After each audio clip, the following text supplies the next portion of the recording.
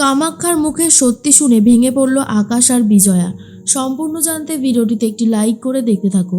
গল্পের শুরুতেই দেখা যায় কামাক্ষা যখনই বাস থেকে নামে অঙ্কনের বাড়িতে যাবে বলে, ঠিক তখনই ঈশ্বর বলে, কামাক্ষা তুমি এখন কোথায় যাচ্ছ? কামাক্ষা বলে, কেন বাবা, আমি তো বাড়িতে যাচ্ছি। ভাবলাম অঙ্কন নিতে আসবে, কিন্তু ও তো নিতেই আসলো না। তখনই ঈশ্বর কায়দা করে বলে, আরে ললিতা আর অঙ্কন তো নেই, ওরা তো ঘুরতে গেছে, তীর্থে গেছে। এখন তুমি বাড়িতে গিয়ে কি করবে একা একা? তাই তো আমি বাস স্ট্যান্ডে দাঁড়িয়ে তোমাকে খবরটা দেবো বলে আসলাম। আর তখন কামাক্ষা বলে, হ্যাঁ ওরা বাড়িতে নেই, এত রাতে আমি আবার ফিরে যাব কি করে? বাবা আমি কি করি বলুন তো? তখনই ঈশ্বর বলে, এসেছিলে কেন, যাও এবার যেভাবে পারো বাড়ি ফিরে যাও, আমার আর ভালো লাগছে না। তখনই কামাক্ষা খুব ভয় পেয়ে যায়। এরপর ঈশ্বর সেখান থেকে তাড়াতাড়ি করে সরে যায়। আর অন্যদিকে চলে এসেছে সন্ধ্যা। কামাক্ষা সন্ধ্যাকে দেখে জিজ্ঞেস করে, আপনি কে? সন্ধ্যা মনে মনে বলে, এই রে, আমি তো নিজের পরিচয় নিজেই জানি না, কি বলবো এখন? তখনই সন্ধ্যা বলে, আমি হলাম সন্ধ্যা, ধরে নাও সন্ধ্যা। শোনো, তুমি কেন এখানে দাঁড়িয়ে রয়েছো? আর অঙ্কন তোমার কে হয়? একটু আগে যার সাথে কথা বলছিলে সেই বা তোমার কে হয়? সত্যি করে বলো দেখি। তখনই কামাক্ষা বলে, ও তুমি সবটা দেখেছো, উনি আমার শ্বশুর মশাই হয়, ঈশ্বর কাঞ্জিলাল। কথাটা শুনেই তখনই চমকে যায় সন্ধ্যা আর বলে, শ্বশুর মশাই? ও তার মানে তোমার বরের নাম কি আকাশ? তখনই কামাক্ষা বলেন, না না, আমার বরের নাম তো অঙ্কন, আকাশ কেন হবে? তখনই সন্ধ্যা বুঝতে পারে না কেসটা কি হচ্ছে। এরপর সন্ধ্যা বলে, আচ্ছা, তার মানে এবারে আমার কাছে সত্যিটা পরিষ্কার হচ্ছে। ওই যে মহিলাটা ফোন করেছিল, আমি ভাবছিলাম বউ বউ টাইপের, তার মানে ওই বুড়োর আরও একটা বিয়ে আছে। এই সত্যি করে বলো তো, তোমার শাশুড়ি মায়ের নাম কি? তখনই সে বলে, আমার শাশুড়ি মায়ের নাম তো ললিতা। এরপর সন্ধ্যা বলে, চলো আমার সাথে, তুমি তো বলছিলে তোমার যাওয়ার জায়গা নেই, এসো আমার সাথে মাঠানের বাড়িতে চলো। তখনই কামাক্ষা খুব ভয় পেয়ে যায় আর বলে, মাঠানের বাড়িতে যাব? কেন? মানে শুনেছিলাম যে আমার শ্বশুরমশাইয়ের আগের পক্ষ হচ্ছে ওই মাঠান। না না, আমি ওখানে কেন যাব? সন্ধ্যা বলে, সত্যিটা জানাতে, এসো আমার সাথে, এসো আমার বাইকে ওঠো। অন্যদিকে আকাশ তন্ন তন্ন করে সন্ধ্যাকে খুঁজে বেড়াচ্ছে, অনেকজনকে দেখতে পায় আর বলে, আচ্ছা তোমরা কি সন্ধ্যাকে দেখেছো গো? তখন ওনারা বলে, সন্ধ্যা? না গো, আজকে তো শুনলাম তোমাদের বউ ভাত, তো সন্ধ্যা কোথায় গেছে? আকাশ মনে মনে ভাবে, কি বলবো আর, ওনার তো কোনো স্মৃতিই নেই, উনি যে কোথায় রয়েছে, কি করছে, কিছুই বুঝতে পারছি না। এরপর নীল আবারও খুঁজতে শুরু করে। খুঁজতে খুঁজতে তখনই দেখা পেয়ে যায় বাবার, অর্থাৎ ঈশ্বরের। নীল তখন বলে, বাবা তুমি কখন বাড়ি থেকে বেরোলে? তোমায় তো দেখলামই না।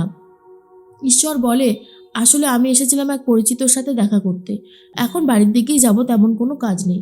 তখন আকাশ বলে, ও তেমন কাজ নেই, তাহলে ওঠো আমি তোমাকে নিয়ে যাচ্ছি। কিন্তু তখনই ঈশ্বর বলতে থাকে, তুই এখানে কি করতে এসেছিস? আকাশ বলে, কি আর করব, সন্ধ্যা আবার কখন চলে গেছে কোথায়, খুঁজে পাচ্ছি না, বাইক নিয়ে বেরিয়েছে, সেই জন্যই তো ওকে খুঁজতে বেরিয়েছি। কথাটা শুনেই চমকে যায় ঈশ্বর আর বলে, কি বলছিস রে? আর অন্যদিকে সন্ধ্যা ঠিক সেখান থেকেই ওই কামাক্ষাকে নিয়ে বাড়ির দিকে রওনা দেয়। আর তার মধ্যেই ঈশ্বর দেখে নেয় যে কামাক্ষা সন্ধ্যার বাইকের পেছনে। এটা দেখার পর তো ঈশ্বর জাস্ট চমকে গেছে। অন্যদিকে আকাশও দেখে নিয়েছে আর বলে, ড্রামা কুইনকে দেখলাম মনে হলো, বাইকে করে কাকে যেন আবার নিয়ে যাচ্ছে। বাবা তুমি ওঠো, চলো বাড়িতে যাব। কিন্তু ঈশ্বর বুঝতে পারে আজ বাড়িতে গেলে তার কপালে অনেক দুঃখ নাচ্ছে। তাই ঈশ্বর বলে, না না, আমি এখন বাড়িতে যাব না, আমার কিছু কাজ আছে, আমি করে আসছি, তুই যা বাড়িতে যা। তখন আকাশ বলে, এই যে বললে তোমার কোনো কাজ নেই। কিন্তু ঈশ্বর তাড়াহুড়ো করে সেখান থেকে কেটে পড়ে। এর মধ্যে বাড়িতে সবাই চিন্তা করছে, এখনো সন্ধ্যা কেন আসছে না? তাহলে কি পুলিশের কাছে যেতে হবে, পুলিশকে ফোন করবে। ঠিক তখনই সন্ধ্যা চলে এসেছে আর বলে, এই তো আমি চলে এসেছি। বিজয়া বলে, আরে বৌমা, তোমাকে খুঁজতে গিয়ে নীল কখন বেরিয়েছে, এখনো ফেরিনি জানো? এরপর সন্ধ্যা বলে, আমি যে একটা খবর নিয়ে এসেছি, সেটা জানতে পারলে আপনাদেরই ভালো হবে। কই কামাক্ষা, এসো ভেতরে এসো।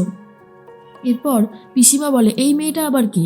তখনই কামাক্ষা বলে, আমার নাম কামাক্ষা, আমি এই বাড়িরই বউ, কিন্তু এখানে আমি থাকি না, অন্য কোথাও থাকি। এই কথাটা শুনে তো বিজয়া বুঝতে পারে না, বাড়ি ভর্তি লোকজন। আর তখন সন্ধ্যা বলে, তুমি সবটা বলবে নাকি আমি বলে দেবো কোনটা? তখনই কামাক্ষা স্বীকার করে তার শ্বশুরমশাইয়ের নাম ঈশ্বর কাঞ্জিলাল। এরপর শৈল, মন্টু, রিন্টু, পিসিমা বুঝে যায় সত্যি সামনে আসতে চলেছে। ইচ্ছে করে পিসিমা আগে এগিয়ে যায় আর গিয়ে ধমকাতে শুরু করে কামাক্ষাকে। আর বলে, ইয়ার কি হচ্ছে? তোমার শ্বশুরমশাইয়ের নাম ঈশ্বর কাঞ্জিলাল, একটা দেবো না বাড়ি? যাও এখান থেকে বেরিয়ে যাও, এক্ষুনি বেরিয়ে যাও। তখনই সন্ধ্যা বলে, ওটি হচ্ছে না, উনি এখন দাঁড়িয়ে দাঁড়িয়ে যা বলবে সবটা শুনতে হবে, নাও বলো দেখি। এরপরে তখন বিজয়াও নিজেও আটকে দেয় আর বলে, বৌমা, ও যে কে আমি জানি না, আর এখানে দাঁড়িয়ে দাঁড়িয়ে প্রধান মশাইয়ের নামে ভুলভাল কথা বলে যাচ্ছে, আমি কিন্তু এসব শুনবো না। তখনই সন্ধ্যা বলে, কোনো ভুলভাল কথা উনি বলছে না, উনি যা বলছে তা অক্ষরে অক্ষরে সত্যি, আগে শুনে তো দেখুন।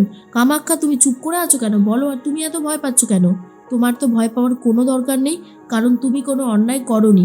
অন্যায় যে করেছে আজকে তার পর্দা ফাঁস হবে। এর মধ্যেই আকাশ চলে এসেছে, দরজার কাছে দাঁড়িয়ে সবটা শুনতে থাকে। তখনই কামাক্ষা বলে যে, হ্যাঁ, আমার শ্বশুর মশাইয়ের আগেও একটা সম্পর্ক ছিল, আর তার জন্যই এই সম্পর্কের পরিণতি হয়েছে। আজকে আমি এখানে এসেছি। আমার বরের নাম অঙ্কন আর আমার শাশুড়ি মায়ের নাম ললিতা।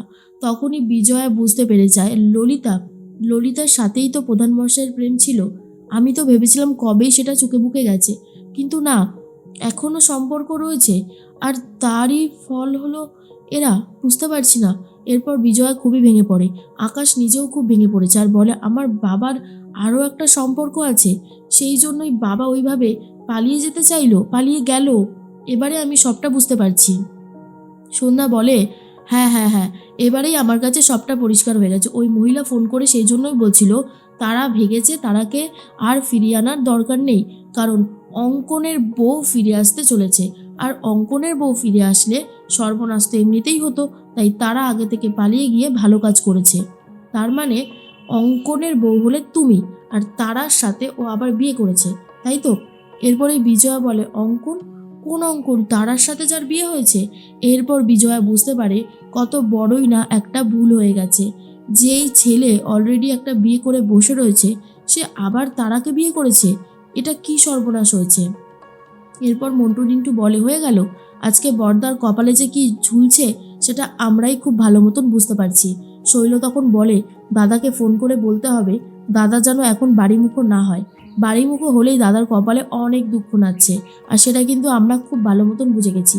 এরপরেই বিজয়া খুব ভেঙে পড়েছে আর বলে, শেষ পর্যন্ত প্রধানমশাই আমাকে এইভাবে ঠকালো। বাড়ি ভর্তি লোকজন সবাই ছিছি করতে থাকে এই ঘটনাটা শোনার পরে। সন্ধ্যা বলে, বলেছিলাম না এই বাড়িতেই কোনো একটা রহস্য আছে, আমি তো কোনোভাবেই বুঝে উঠতে পারছিলাম না, যাক ফাইনালি যে বুঝতে পেরেছি এটাই অনেক। এরপর মেজমা বলেছি, দাদা যে এমন একটা কাজ করবে এ আমরা স্বপ্নেও ভাবতে পারিনি। কি করে এমন একটা খারাপ কাজ করতে পারলো দাদা? পিসিমা বুঝতে পারছে না কি করে এখন সবাইকে বোঝাবে। ঈশ্বর যে অন্যায় করেছে সেটা সম্পর্কে আর কাউকে কিছু বলতে পারছে না। আর তখন বিজয়া মনে মনে ঠিক করে নেয় এবার পরবর্তী স্টেপটা ঠিক কী হবে।